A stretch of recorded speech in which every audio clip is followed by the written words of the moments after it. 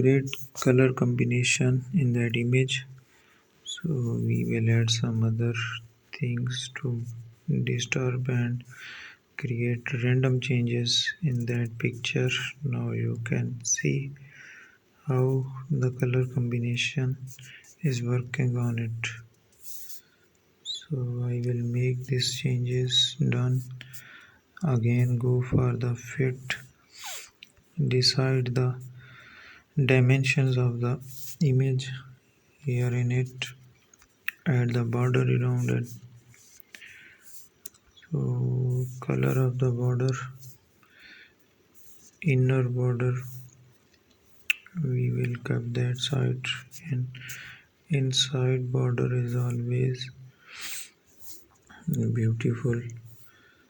So here pick another one. Again we can add a shape around it so that the texture makes